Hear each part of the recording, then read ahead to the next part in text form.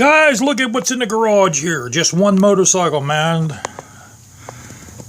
The big dog got the garage all to herself. And there's a reason for that. I moved the Honda into the garage. I'm going to start taking the Honda's engine out. And listen to this. When I moved the Honda, on the left side, there was a lot of oil dripping out of it. So I don't know if it's just my stator gasket leaking or if it's coming out of, I got to take a look. My goal with the Honda Rebel is by this time next year I want to get it running good. That's my goal with the Honda Rebel. But as for that, I put my 3-inch springs back on that seat. You know, so it raises an inch. Believe it or not, it is noticeable. But it's also a lot more comfortable of a ride. Because I'll tell you guys, the little 2-inch springs, man, if you're going to buy 2-inch springs, don't. Unless if you're like a 120 or 130 pound dude. But the 2-inch springs for me, as soon as I sit on it, it bottoms out. So, you know, I have to have the 3-inch springs on there. And they do help. They help a lot more than because I came back about a half an hour with this. I went out for a ride, and I went over the same bumps I normally go over, and the 3-inch springs do help. It makes a world of difference over the 2-inch springs. And a spring seat on a rigid, it doesn't help a lot, but it helps a lot. You know, it does. It cushions the blows that go up to your back. You know, and I think I told you guys, you know, this is how I'm gonna just strap it, guys, to my little bar down there. You know, you can't see the bar, but you know, oh well. You can see it if you look back here. So, you know, the main thing, man, is this shows, you know, that's still all on there. Now with the 3-inch springs, I can sit all the way back here, and the seat's cool. You know, still, I don't even have my clips on here. And the little clips, the little quick disconnects. Because, you know what, guys? This almost doesn't come off. Unless if you take this fastener here out, and then you lift up on it. It won't really come off unless you take that bolt off. So I don't know if I need the clips. But yeah, the spring seat does help on a rigid. I mean, it's better than that seat there. It's not as soft as that. That's softer. So, you know, when you're using that kind of seat, it is harder on your ass, but it's easier on your back.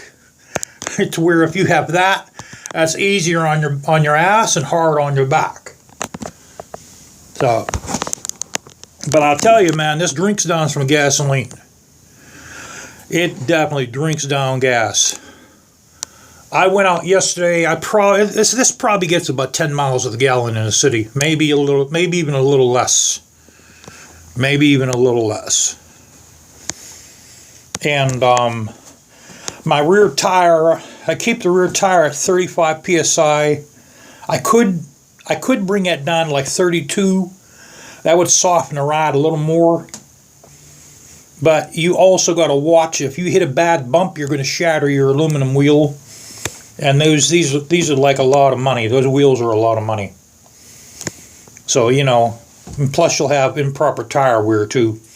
So I'm going to keep that rear tire at 35 psi. I still don't have the horn wired up. I'm going to wait till it gets a little bit warmer. Then I'll start monkeying around on a horn.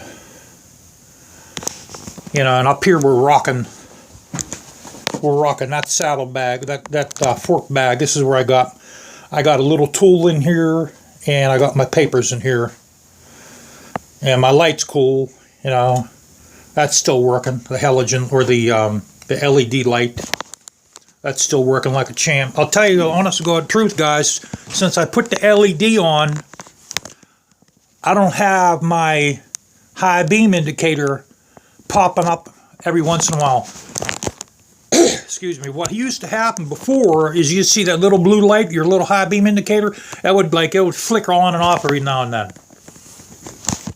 And I think that was because the filament in the halogen ball was probably jiggling. But I have not seen it yet come on, unless I turn the high beams on naturally. But on low beam, I have not seen that little blue high beam indicator come on yet. So apparently that's what the problem was.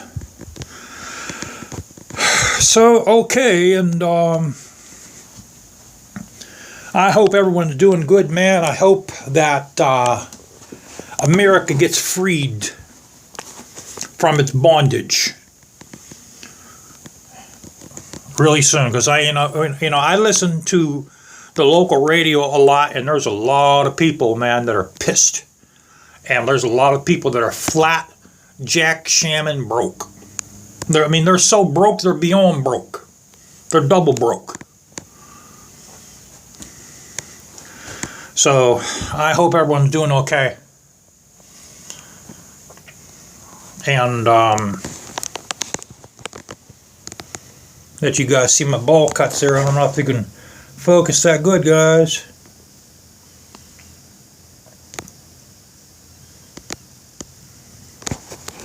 And that's all done with the Dremel tool, man. The Dremel tool and a little high-speed bit.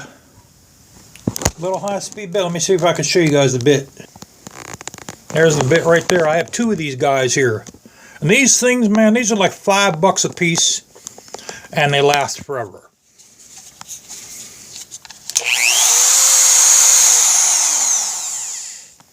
I mean, they last literally. They last forever. So here's another one here. This one here has a lot of aluminum in it. I have to clean it. And what you do is you just get like a pick or a sharp nail, and you have to literally just clean out all the fins. That's aluminum that does that. That's all the aluminum buildup.